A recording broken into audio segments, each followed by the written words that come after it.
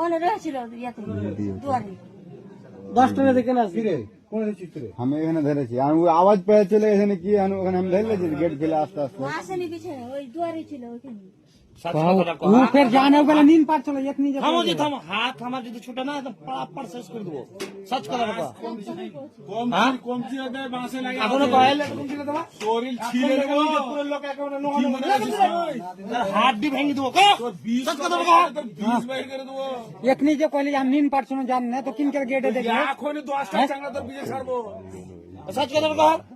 তোর কতক্ষণ থেকে গেছে বিছানে বিছানে ছিল না তুমি কেন করে জানতে হলে করে যে গেট ছিল হ্যাঁ? নাও করতে পারে। না না কেন লোকের কোনো কারণ না। জানতে পারিস তোর পরে হাত ছাড়বো ধাকড়া হ্যাঁ। পিছে তুমি সাজ কথাটা কয়ে দাও যা হবে বাদে হবে একে একে কতক্ষণ আইসা করে থেকে গেছে তোমার বিছানে আচ্ছা ও তো কইলে যে ওর সাথে খারাপ গল্প করেছি, তো কি গল্প করেছে কহ? হ্যাঁ ও তো কইলে তোর সামনে হ্যাঁ কয় কহ? হ্যাঁ থাম থাম না। হ্যাঁ।